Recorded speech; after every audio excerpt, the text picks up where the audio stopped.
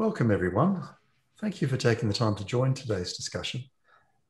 Today we're launching the CXO Digital Leaders Dialogue series introducing the digital value journey. This is the first of 8 episodes, and today we're going to be talking about achieving more with less in the digital era as an introduction to this journey. We aim to finish in about 45 minutes. We're going to have about 30 to 35 minutes of discussion and then about 10 minutes for Q&A. If you have questions, please ask them in Zoom's Q&A chat during the discussions, and we'll cover as many as we can during that session. So, to the discussion. Today, I'm thrilled to be joined by Nina Drathalia and Ron Hooton. First of all, a little bit about Nina. She's had over 25 years experience in the ICT industry and held senior executive roles managing information, technology, and shared services operations. She's played a critical role in establishing and delivering against strategic roadmaps to transform the businesses and support their growth aspirations. Nina's got extensive experience across multiple industries, including healthcare, emergency services, utilities, and higher education. A serious traveller, she is feeling grounded in all the wrong ways at the moment. So welcome, Nina. How are you? Hello, Alan. It's very nice to join the discussion today. I think the concept we're going to discuss today is a really interesting one, that doing more with less. I think it's a really challenging question for us. And, one of the things I would pose straight up is, but what is actually more? What does more equal? So is more about a better customer or staff experience, is more about producing more widgets or operational efficiency and thereby releasing resources back into the organisation to be reinvested? Or is it about uplifting quality, or is it about uplifting compliance potentially? So there's so many different ways we can look at what more actually is. And different organisations go about it in different ways. And I thought maybe just a quick example. I've worked in 2 organisations, and one did a digital enablement, and essentially they were striving for better customer outcomes by routing their ambulance officers based on geographic location. And the other one was really trying to address better recording of the delivery of care and therefore a compliance issue. But both were seeking more. Yeah, it's that complexity and diversity that is really so interesting about this journey. Thanks, Nina.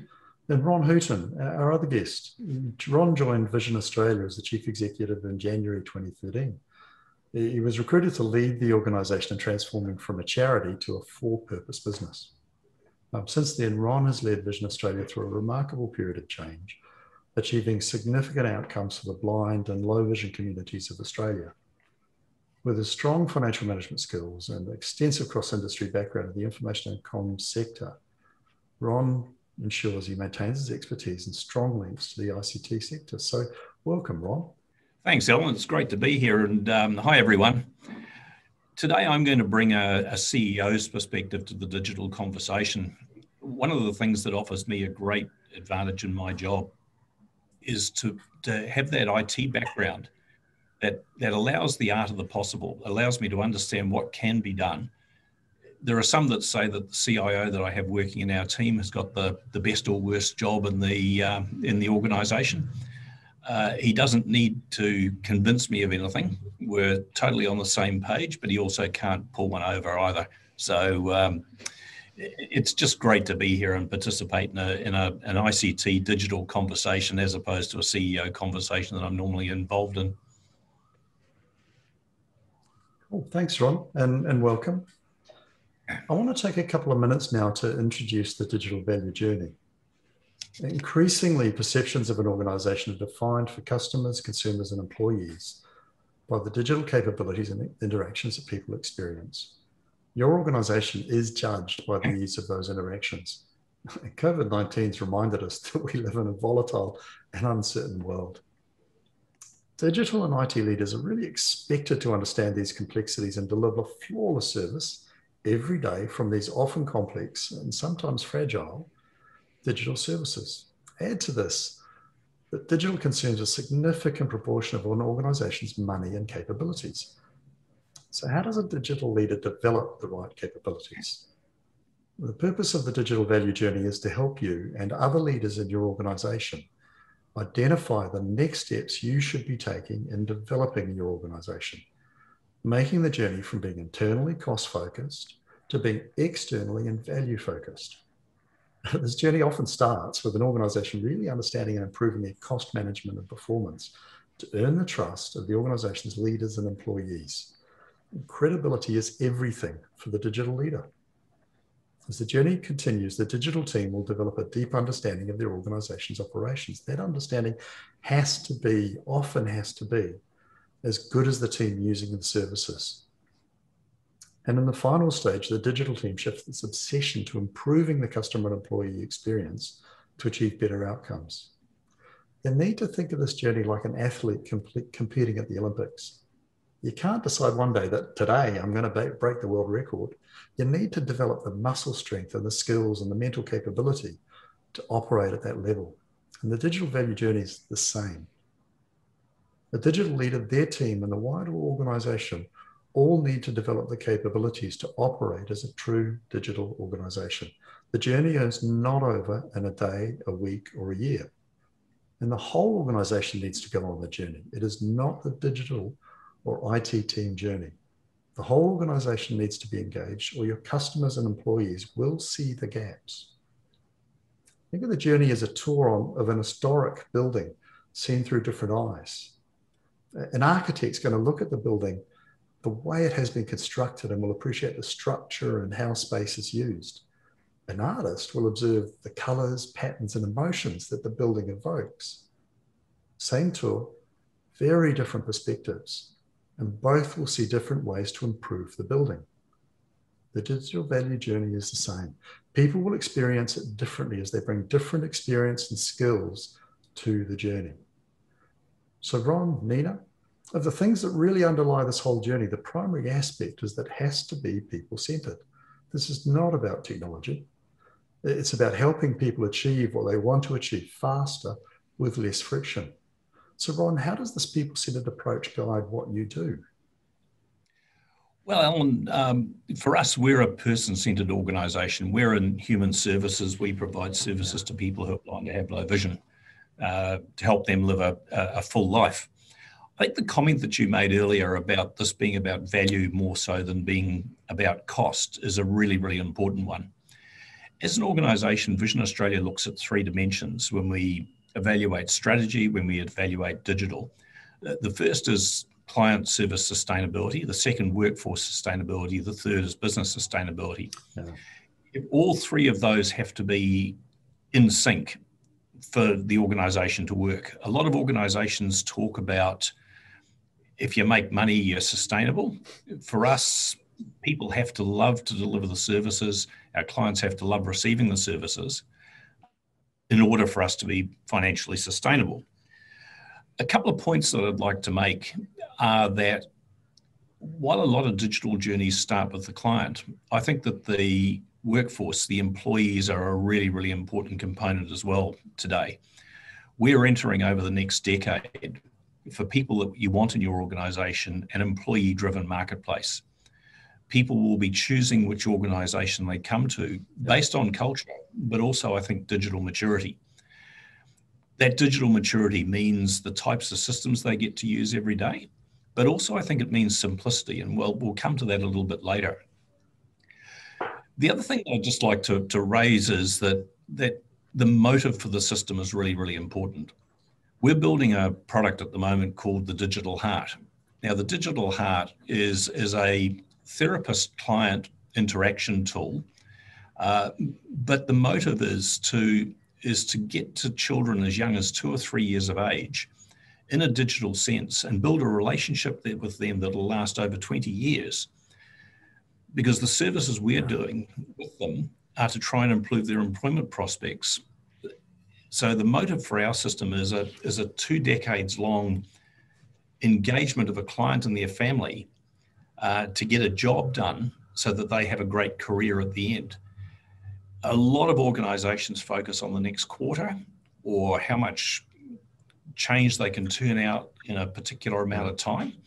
For me, it's how do you get something that has longitudinal value, real value over time.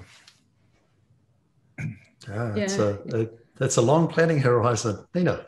Yeah, absolutely. Yeah, it's such an interesting concept, isn't it? You know, we used to design systems around, you know, the best screens and the best integration of data. And, you know, from an IT perspective, you know, systems were great if they were efficient and, you know, the code worked well, the screens were efficiently designed and things. But we very rarely considered the actual human emotion in that. And I think these days that whole people-centered has come a lot more to light. And we have to really think about the type of emotions that people are actually experiencing as they're using our system. So we used to be all about perfection, and technologists love perfection, you know, the continuous improvement till you get to the end of the journey. And we have to realize that the end of the journey is never really there, because the systems have to adapt as businesses adapt, and you know, we have to consider all those things. So I think in organizations that I've worked in, the best organizations combine, you know, a really multifunctional team, and they bring those artists and architects like you spoke about to the table, and they really start to look at all those things. I personally like to, when I'm talking to people about different systems and things like that, I want to listen to the subtle, you know, what's the emotion, you know. I used to work in an aged care facility, and not an aged care facility, in residential aged care, doing, you know, systems for them. And that's not a time, realistically, in most families, that's not a time of joy when they're considering putting one of their loved ones into aged care. And that goes a lot to the emotion that they would be engaging with in using the systems and things. So I like to listen to, you know, what people are experiencing, what are the pain points, what are the moods, what are their gripes even, because that tells you, you know, what as people they want out of their systems and things. I think, Nina, your comment about perfection is a really, really interesting one. I think as IT people, we have a view of perfection, and we like to execute that. One of the things I love doing is conceptually designing systems, and the digital heart I talked about before, the start of that was a diagram that I drew. But you've really got to be prepared to throw away that idea away as well, as smarter and more informed and connected people take the idea and improve it. I coined a phrase a few years ago: I don't want what I want what's right. And it's a really important message, I think, for anybody in a C-level position, is that you might have a view of the world, and it'll be close to being right, but you've got to allow other people to create the perfection, rather than try and deliver something that's perfection in your own mind. And often you're getting a particular, let me call it, positioning of what's actually going on really in your organization. So, I mean, you've both had a widely varied career. So I was wondering how you get up to speed, how you understand what's really going on when you first start with a company. What's your experience, Nina? Yeah, it can be really challenging to get in and get to understand an organisation, just in any field, but particularly in IT. You know, I find one of the conversations that you can really get into quite early is what expectations do people actually have of the IT department, and what's their role within an organisation? So if they're all talking about dollars and transactions and things like that, well, you know, you need to start forcing the conversation to a much higher level around the, you know, engagement in the maturity of the organisation, engagement in the business strategy, and working out how IT can actually contribute to that, not in just transactional ways. So it's about understanding, you know, what the business is actually seeking to achieve. I like, you know, when I first get into an organisation, I'll talk to a lot of people, but what I don't really want is just their opinions on what's going wrong, because that's already a filtered information source from my perspective. So what I really want to understand is, what are the symptoms? What are the pain points? What are the gripes? Then we can start to really get in behind things and understand what's actually going on before we start designing, you know, new services, new delivery of services, that sort of stuff.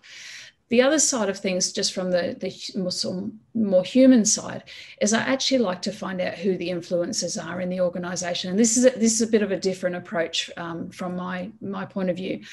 I like to go and hang out in the meal room. And it's not because I like eating or I like a lot of coffees, but you get a real sense of the organization from what happens in the meal room or at the water cooler. So who's talking to who? Who are the real influencers and leaders in the organization? And 9 times out of 10, they won't be people on org charts that have, lines going up through them, sort of thing. And they're the people that I like to engage with, because I like to know what's really going on in the organization. I like to know what their feelings are. But that's also a resource that I can build for the future in terms of influencing when I've got a plan, when I've got a strategy, when I know what I want to do. They're the people I want to go and test it with, and I want to really soundboard it with those people. So it's all about the informal networks and how they work. Yeah. The last 2 roles that I've had have been as a CEO. So I've been conscious of not wanting to step on people's toes who are in CIO type roles. But in both organizations, I've gone in and bypassed all levels of management and gone straight to the front line. Straight to the front line to talk to clients first, volunteers in our case, and also our staff. The information you get is completely unfiltered. It's raw, and it's really, really valuable, because if you're going to be person-centered in your digital journey, you've got to understand what people who are clients and people who are staff are really, really thinking out there. I think the other assessment I really like to make is, what is the digital capability of the organization? And when I talk about the organization, I'm talking about the whole ecosystem. So are clients digitally capable? Are staff digitally capable? Now, I know that these things sit on a spectrum, but the success of any digital system is ultimately the people who use it. A colleague of mine once said that if you've got a really great hi-fi system and terrible speakers, I know the analogy is a little bit old, you've still got terrible sound. And I liken that to digital systems, in the sense that you can have the purest and most beautiful digital system, but if people can't use it, you're no good. If people don't have digital access, I think about, Nina, your example around aged residential care. It's only now that people coming into aged residential care have any sense of digital capability at all. And most of it's smartphone delivered or maybe desktop delivered. But that's coming. So an assessment of systems into there have to really work for the end user. Probably the best system I've seen recently, Aussie Broadband. 4 pieces of information to sign up to broadband, 4 hours to get rid of Telstra, 4 hours of pain versus 5 minutes of joy. That's what we're aiming for, surely. Yeah. It is such a good point, that whole digital literacy, and I know many organizations at the moment are facing a real challenge around how they not only build those skills, but how they recruit those skills in as part of their talent pipelines. And it's often very dependent on the nature of your workforce as well. I had the experience recently of, I was working in Sydney. This was obviously pre-COVID. It was a really hot day, 40 degrees, 8 o'clock in the morning. And I normally caught the train to where I was working, and not this day, it was too hot. Tried to get an Uber, nothing available. So I thought, I'll try the taxi app. So I downloaded it, launched it, taxi came, got in it, really nice guy, he was a retired Telstra technician of all things. And we got to the end of the journey, and he sort of said, now how do I get paid? And he's obviously a retired guy and driving part-time, but they had given him no idea of how to actually use the app to get paid. And he gets on the RT and sort of says, hello. He just had no idea. So I ended up paying with my credit card and walking away. I had no idea how that ended up, but it was just this highly experienced guy hadn't been taught how to use the technology and really wasn't particularly interested in it. But that becomes the challenge, isn't it? I mean, once you've developed a view of an organization's capability, I mean, you've got the challenge of the day-to-day execution that consumes the largest share of resources. So Nina, how do you go about getting the best from those resources? That kind of concept around more for less. Yeah, it's these are all great challenges, aren't they? From an IT perspective, I always say, if I'm coaching my leaders, I say, look, you don't get to have a strategic discussion at the boardroom table or with the executives until the bread and butter is working really well. And what I mean by that is if people can't provision a device, or they can't use their software, and they can't print things out, and the printers are falling over, and all the very nitty gritty basic sort of things, then, you know, no one's interested in having that strategic discussion with you about, well, how can I enable your business area, or what are the business metrics that really count for you. So you need to get those things sorted out, you know, and that in itself can be a real challenge sometimes. You know, I've been in 24/7 organizations where even just doing a change or a release is really challenging to get that work done. Yeah. I think there's a lot of technologies out there at the moment that allow us to really look at continuous improvement in execution. So, you know, on the back end systems and things like that, you know, there's a lot of automation. There's a lot of things we can run robotically and things, so that obviously frees up resources, so makes us more operationally efficient and capable of doing things. But I think, you know, one of the most challenging things I've found in that space is actually having the conversation about what needs to stop, because everybody's doing a lot of stuff and everybody's doing things that they believe contribute. And, you know, a lot of the time you have that conversation about, well, why are we doing this? And somebody will sort of say, well, we've always done it that way, which is interesting. But I think there's a deeper conversation about what to stop. So what are the projects that we actually feel don't contribute to, you know, our corporate direction, or are not strategically aligned, or, you know, they were based on a vision from 3 years ago, but, you know, let's let go of that and actually have that discussion. So yeah, the discussion about what to stop, I think, is equally as important as, you know, doing everything more for less and doing it faster, you know. Yeah, I agree with your concept of getting the foundations right. When I arrived in our organization and the IT people finally talked to me, they said, well, what do you want? And I basically said to them, 24 hours a day, 7 days a week, anywhere in the world there's an internet connection, I want to be able to use all of our systems. Please go away and make that so. And I mean, that's just a foundation of flexibility these days. But 8 years ago, it was something a bit radical for the not-for-profit sector. I think there's a need to keep, if we're going to make best use of resources, a need to keep people focused on the end result. And C-level executives have got an important role to be that anchor point of understanding that and conveying that simplicity is what we're after, person-centered is what we're after, longitudinal systems that have great life and length, that engage clients and instill loyalty, systems that work for our staff. And it'd be easy to get caught up in the day-to-day, I don't know, mess of the project.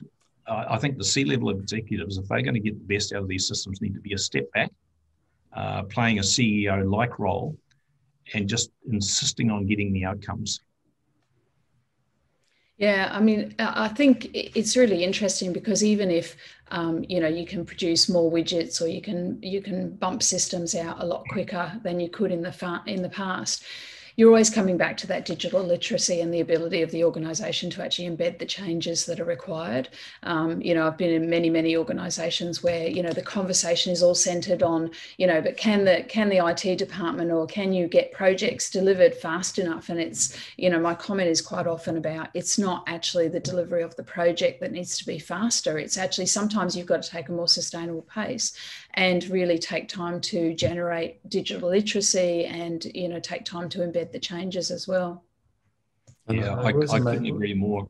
Just in embedding systems is really, really important. But also, as a CEO, and I might not be in a wide group here, I'm much more interested in a very, very good system being delivered when it's ready and when the organization's ready, than I am churning stuff out day after day after day, because that also creates chaos within the employee marketplace that we deal with. You know, constant change is not a great thing for organizations. No, it isn't. And I think it's the thing that we're maybe finally, but I think it's something we've understood for a long time, but never practiced it sufficiently, is making sure that the organization's ready and capable to absorb. I think the ability of people to absorb change and particularly at a very high stress, externally driven stress time like COVID-19, trying to make change happen now is actually much harder. So, I mean, any change within an organization does require its people to change behaviors and attitudes. I mean, how has your approach, Ron, to engaging people changed over time? Look, I think people are genuinely more digitally savvy these days. I mean, it enters the life of most people, so it's become easier. But I think the really, really important message I'd deliver there is that where we used to process, we used to say to people, this is how you use a system to get this particular outcome. What I've found is that that's got a low adoption rate, and you need to be talking to people about how does this digital system fit in the overall ecosystem? How does it fit within our client services strategy? How is it going to make your life easier? This is how it fits together in the architecture of the organization, as opposed to this is how you do a screen. Because if you look at all of the systems that consumers use, pretty much all these systems don't have an instruction manual like we used to have saying, allow that. We have the expectation that consumers come in and fill in the forms because they've done it the same in other organizations.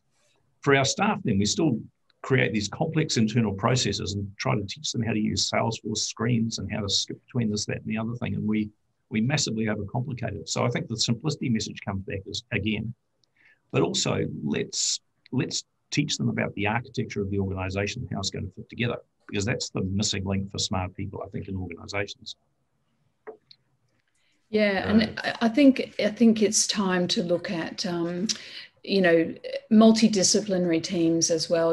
Gone are the days where it was a more engineering sort of process and stuff like that. So I think I've heard of organisations using anthropologists in their teams to come up with solutions and things like that.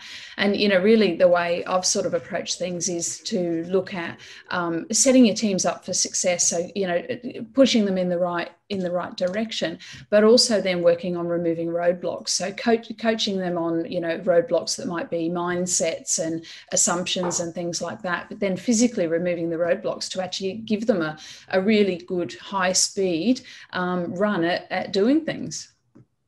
Yeah, I find it really interesting, the kind of the role Simon Sinek has been taken as a thought leader and promoting that concept of why given, because he does have that anthropological background. Yeah, interesting. So just a reminder for people, if you have questions, please put them in the Q&A chat session. We're going to be moving into Q&A in a few minutes. So just coming back to the focus of our session here to close our discussion.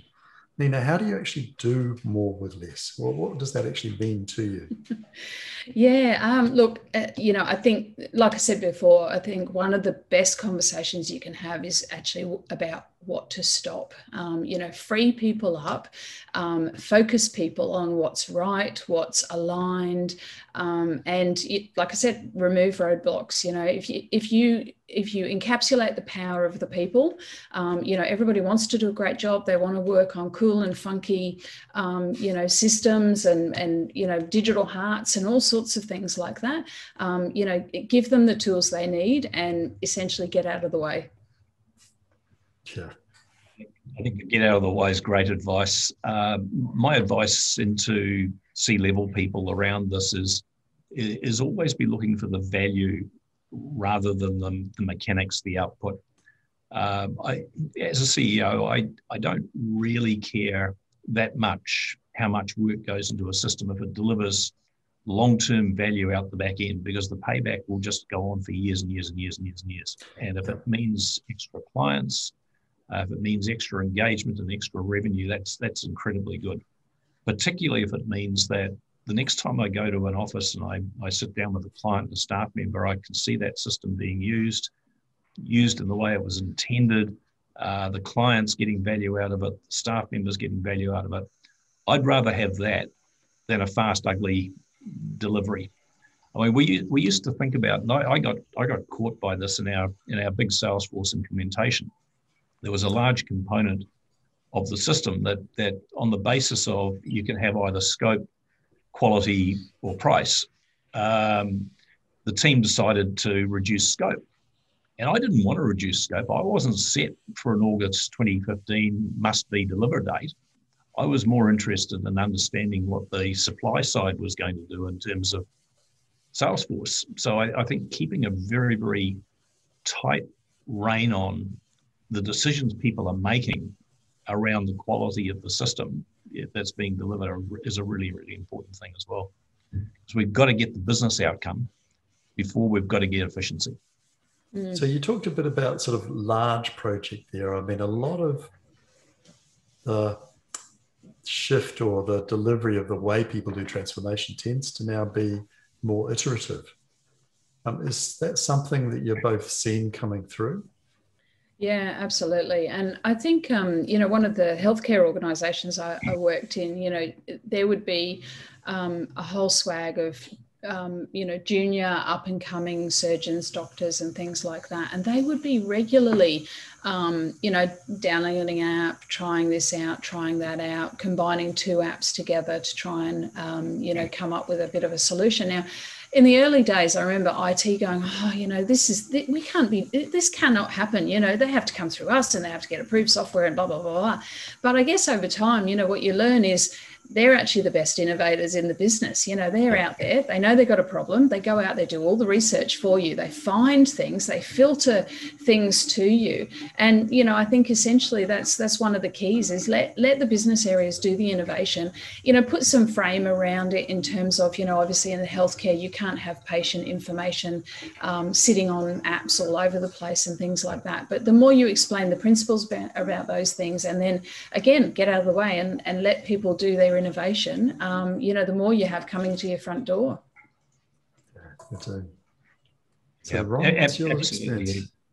Oh, look, I absolutely agree with those comments. The iterative development we have today, I find interesting because people keep talking to me about minimum viable product, and no one actually talks to me about actually delivering the full thing. And it seems to me that organizations that leap from minimal viable product to minimal viable product to minimal viable product have kind of this sort of organizational ADHD, where if that's not a little bit non-PC, that we've actually got to get in and deliver something that fully works as well. And you look at organizations like, I don't know, you talk about Uber or Clubhouse or something like that. They all started off with minimum viable products, but actually they've invested in making them fully capable. And I have this real fear that leaderships of organizations will want to jump from the new to the new to the new. So I think keeping really focused on actually delivering the needs of the organization.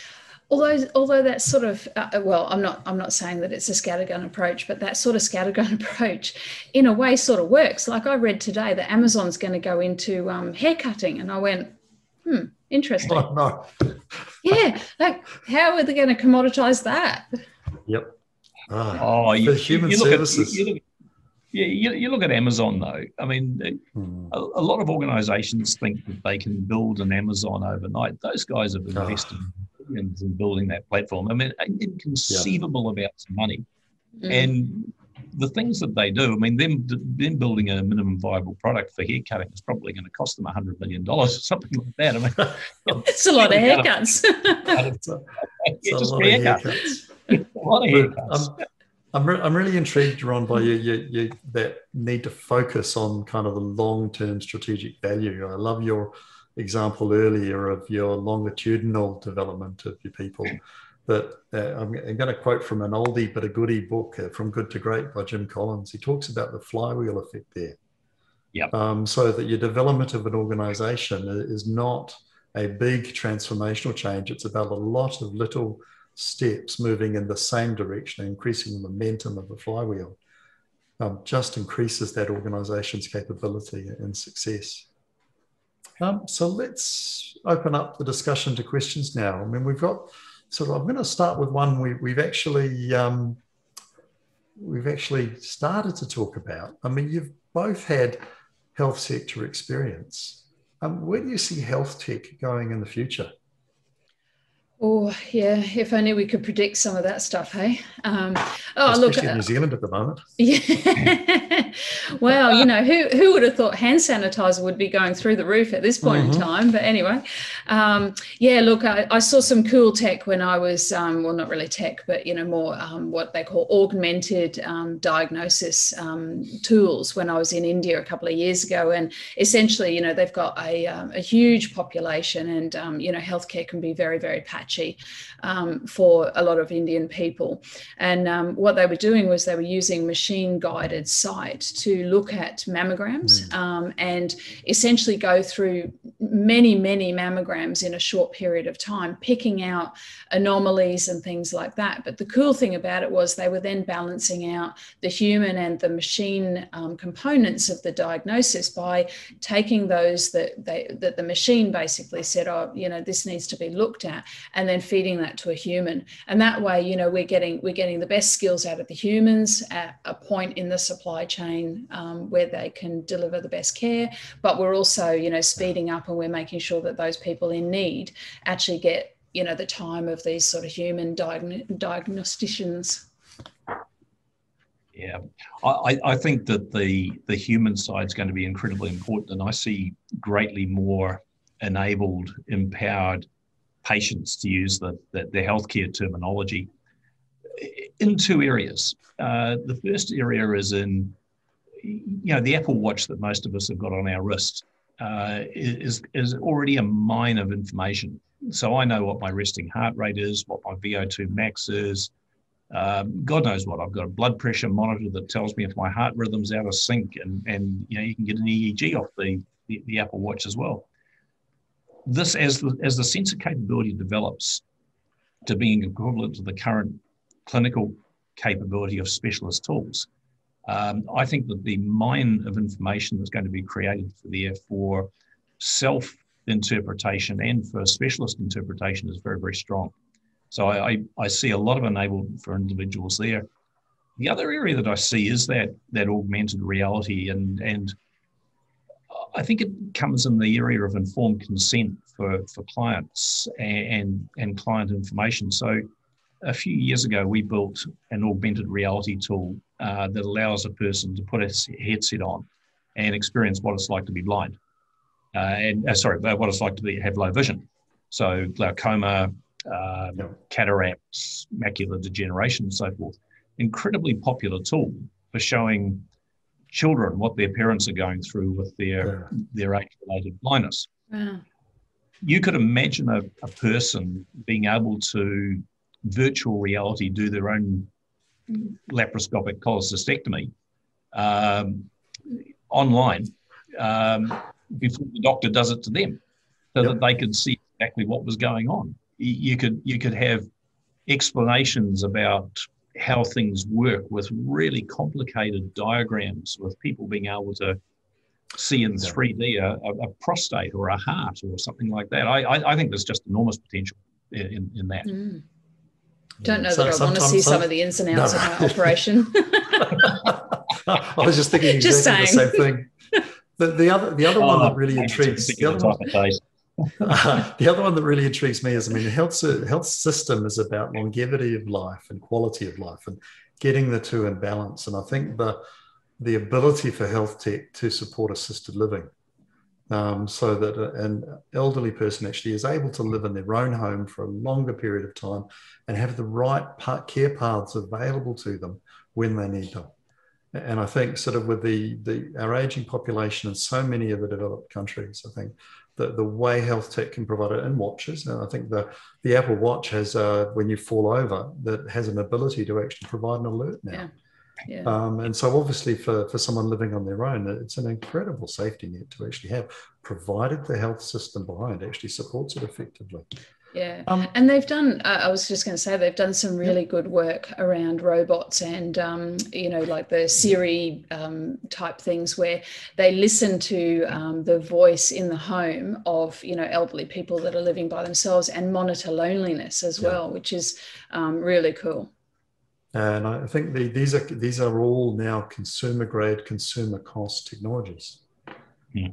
Sort of 10 years ago, they were so much There's so much. We were having to use specialist technology, and now there's so much relatively low-cost home automation available. It's so much easier to extend those care paths actually into the home effectively. So I've got one more quick question, if we can. And Ron, directing this at you first. How do you go about thinking about that digital value journey and thinking about in a social venture? How do you do value measurement in a social venture? It's not as easy as your profit and loss. So we do still have an income is greater than costs measure. But that's not the be all and end of all, as it is for many shareholder-based organisations. We haven't gone down the social return on investment route too far. So it's very much about the outcomes and the capability that we leave our clients with. So we have a concept within our organisation that all of our services are based around education, employment, independence and social inclusion. And what that does is it says that if a person gets a great education, they get a job and they'll be independent, socially included. We have mechanisms that measure across those dimensions, and the digital journey is all completely part of that. If I go back to the digital heart, we're going to be able to monitor the progress of children through a prescribed journey towards their employment, including gamified quizzes and also qualifications. I mean, the idea is that when they get to 16 or 17, they've got a LinkedIn profile like capability that will demonstrate to employers what a fantastic person they are, despite their blindness or low vision. So everyone, thank you for your questions today. We hope you found it thought-provoking. And Ron, Nina, thank you particularly for both of your time today. You both bring such interesting insights to a discussion. We're going to send all attendees an email follow-up tomorrow. Please complete the survey that we'll include in this so we can learn and improve as we go. And the recording of the session will be available next week on the ecosystem site. We'll also share an exec summary of the session via email. Today was the first of 8 episodes introducing the digital value journey. Our next episode is going to be on the 25th of May, and we're going to be looking at why execution is the critical capability. So please continue to engage with us in the next phase of this journey as we look deeper into the model. So Ron, Nina, again, thank you very much for your time today. Really appreciate it. And, pleasure to be here. Pleasure. Hope you got something out of it, everybody. To all of you attending, thank you very much for your time today. I understand how pressured life is at the moment. Thanks very much.